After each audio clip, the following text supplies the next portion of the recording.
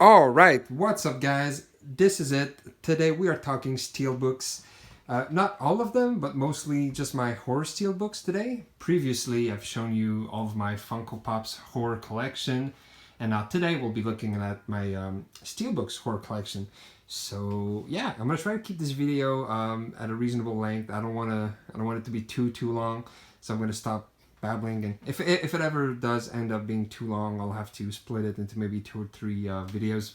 But yeah, this is it. So without any further time wasting, let's just jump right into it. Okay, so I got my spooky Michael Myers coffee. I'm ready to talk Steelbooks. And we will start right here with this Universal Classic Monsters movie. This has got 6 movies in it. It's got, Frankenstein, The Bride of Frankenstein. It's got Dracula, The Mummy, The Wolfman, and The Invisible Man. So this is a pretty cool little steelbook I was able to get on Amazon for, I think, about $30. So I'd say it's definitely worth it. And last I checked, it was still there. So if you want to get that for yourself. Next up is Alfred Hitchcock's Psycho. This is my only Hitchcock steelbook. We all go a little mad sometimes. Very classic line right there. Great movie. I haven't seen it in a little while now. I need to rewatch it because it's always fun. This was purposefully shot in black and white, and it looks great. It's really a fun movie. Next up, 1973, William Peter Blatty's The Exorcist. This is the extended director's cut. Neat little steelbook. This is one of the first horror steelbooks I got a while back.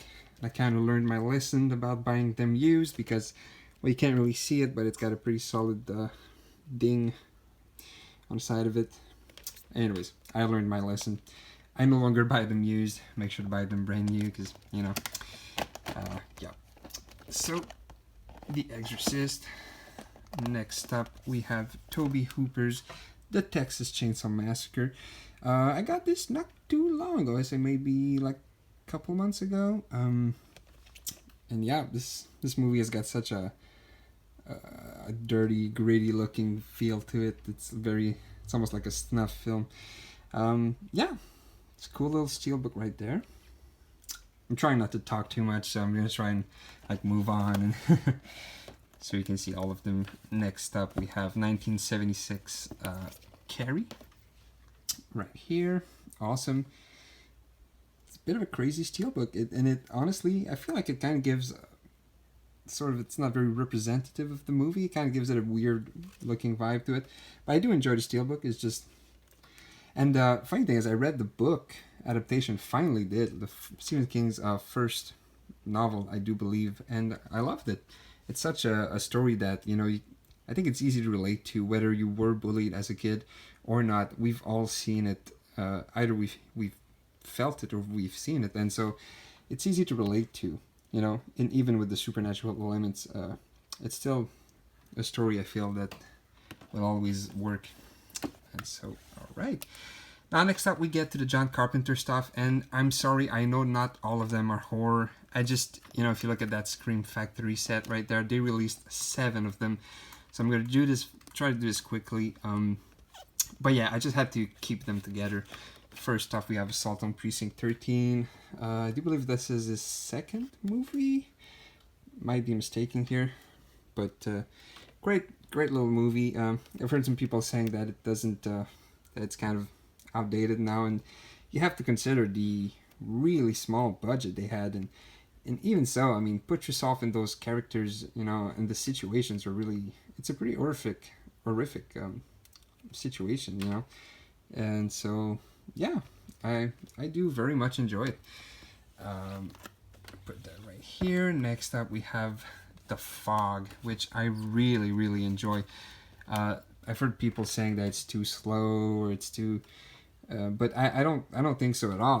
I feel like it just builds, the suspense and the atmosphere. It's got an amazing soundtrack, and I love the setting visually too. The town, the lighthouse, and the ocean.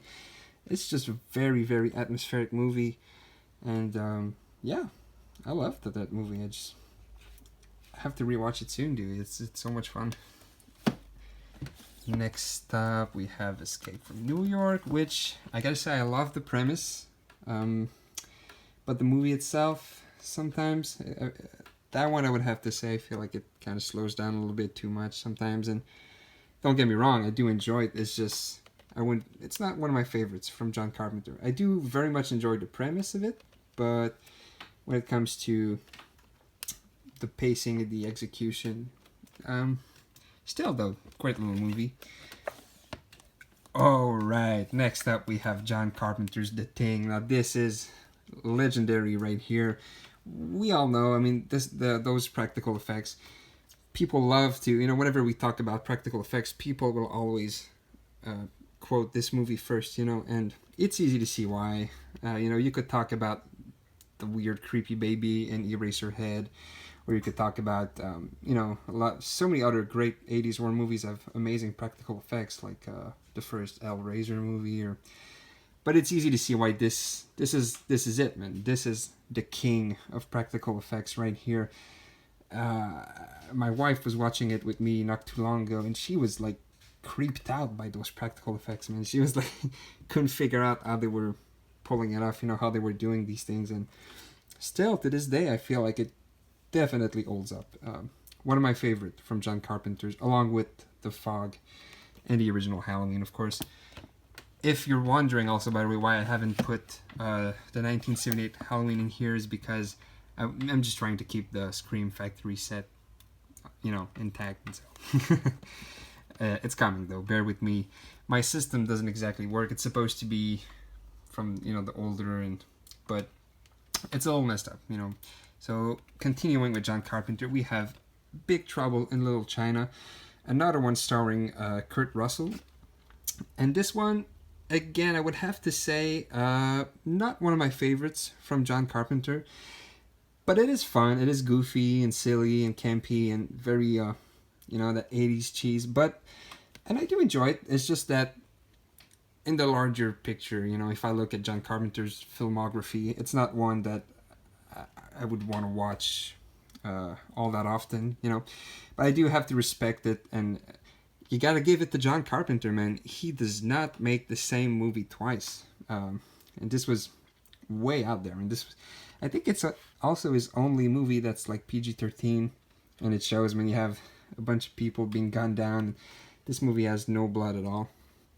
But it is fun. It's very different. And I know that John Carpenter really wanted to do a sort of like homage to martial arts movies. And so that was it. He was able to do that with this movie right here. So that's a weird one. Definitely a weird one. Okay, this next one brings me to shame, really, because I bought it very recently to complete the Scream Factory set right here. And I unfortunately still haven't seen it, so shame on me. I'm looking forward to watching it, though. It's got Donald Pleasance in it. He was also in, obviously, famously, most of the original Halloween movies, and briefly in Escape from New York. But I cannot wait to check this out right here. Prince of Darkness. One of the less favorably received, from what I've seen critics-wise, but I'm looking forward to, making my own opinion of it, because I'm sure it looks pretty interesting. It looks fun, so we'll see. And the last one in the John Carpenter's Scream Factory set, They Live. I love this movie. It's, movie about consumerism, and it's such a creepy movie sometimes when you look at, but it's fun. It's another one of those, I would say, campy, cheesy when it comes to the dialogue and all that, but it really is a lot of fun. And so, yeah. With that, we have our Scream Factory set right here for John Carpenter. They've released a lot of his movies, man. It's crazy. Which brings us to 1977, Dario Argento's Suspiria. This is the only Argento movie I've seen, and it's got the 4K restoration in there. Man, this movie, the colors, the images, it's just wild. It's out of this world. I do believe this is one of the only movies I've kept the J card. Yeah, I'm weird like that. I don't always keep them, but anyways, this is a very very cool Steelbook, and so yeah, I need to watch some of his other movies, man, because that one took me by surprise. But it's very special, very very interesting. It's also pretty much the only how do you call it, giallo? I'm trying to remember just the Italian word for yellow, and it sort of describes this genre of movies. It's a very weird genre. It's like a weird subgenre in the horror, but I loved it, and the soundtrack to it is fantastic. I forgot to mention Tubular Bells from The Exorcist, which was partly used in The Exorcist. This soundtrack right here kind of reminds me of that, and it's awesome. It's you know, hopefully you enjoy it because it's repeated into the movie constantly. Every 2 or 3 minutes the soundtrack kicks back in, but I love it. Great little movie right there. Looking forward to watching it again. It's such a weird movie, man. It's an experience for sure, and it kind of surprises you, you know, when you don't know about it. Yep. Okay, another Scream Factory. If you know me, you know I love Scream Factories and their Steelbooks. They're just so gorgeous. I mean, look at that. Oh yeah. And so this is Joe Dante's Piranha, released in 1978. You know, it's goofy. It's not very serious. This is kind of like a Jaws ripoff.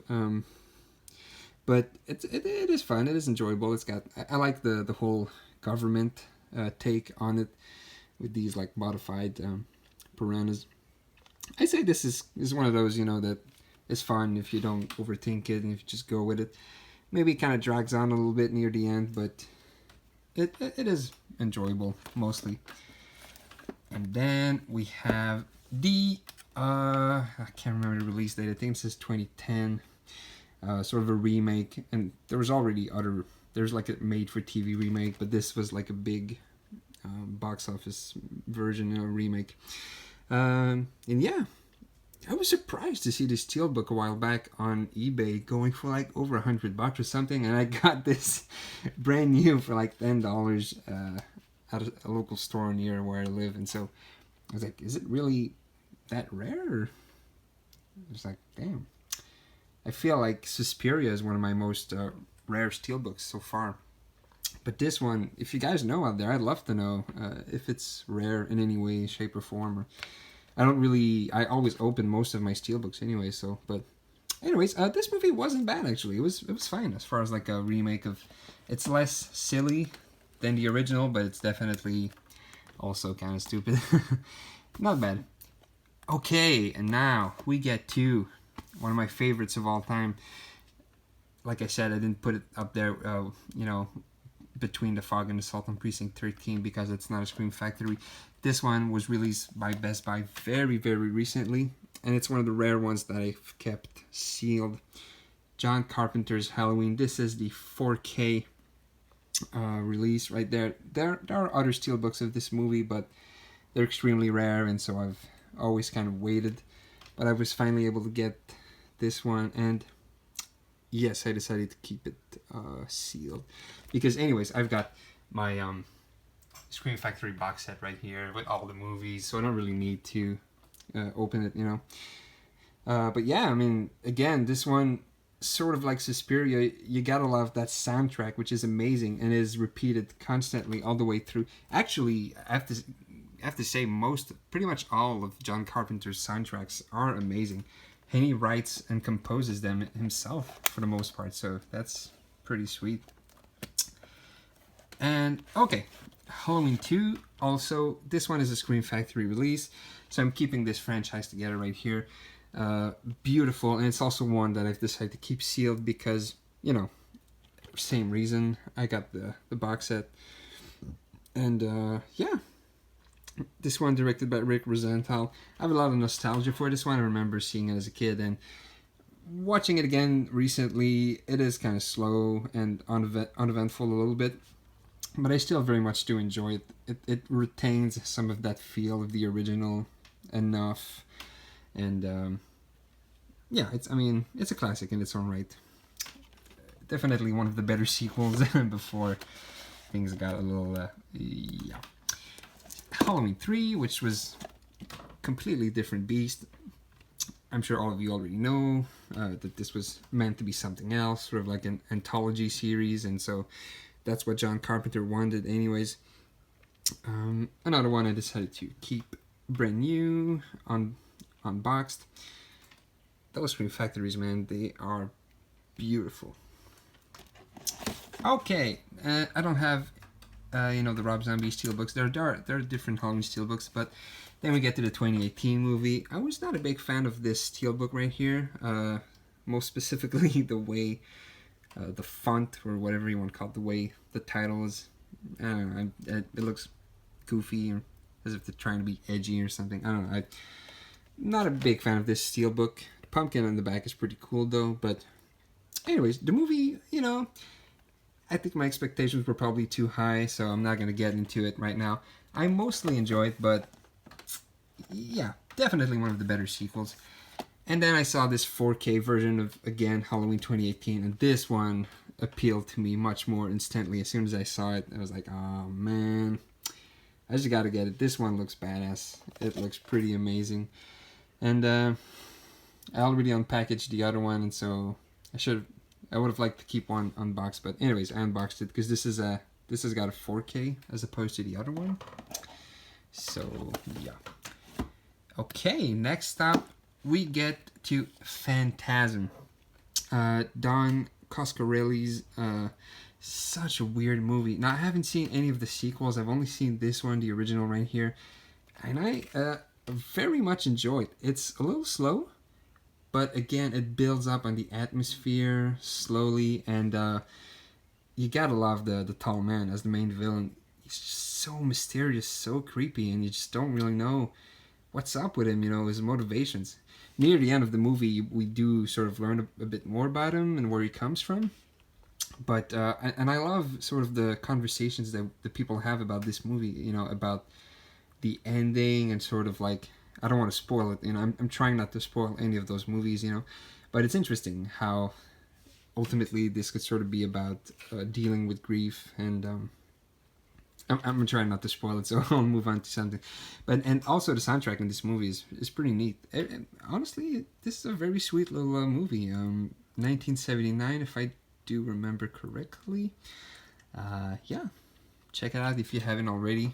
I mostly very much enjoyed it. Okay, next up, Tobe Hooper's Salem's Lot, which I got very recently. I did an unboxing video a couple days ago, actually, so I still haven't seen that one. This is one of the only ones that I have here that I haven't seen. Stephen King adaptations, it's almost 3 hours long because this was a made-for-TV, sort of 2 parts, sort of like the original It. So I'm looking forward to checking it out. I'll just show you the Steelbook for now, but I can't really talk about it, you know. I also haven't read that Stephen King novel, so, but I heard a lot of good things, so hopefully I'll be checking it out soon. We then get to Humanoids from the Deep. Yeah, 1980, if I remember. Now this is a very, very weird one, but I gotta be honest, for the most part, I enjoyed it. It gets pretty gory near the end. It looks like they're having a lot of fun with the gore, and it definitely strange. I would almost say like a minor classic, but that might be pushing it. Again, though, those Scream Factory Steelbooks, they are beautiful. Look at that artwork right there. It's just nasty and very, very cool. So yeah, sort of a weird fish hybrid monster thing, and all I'll say is that they like to mate with human women.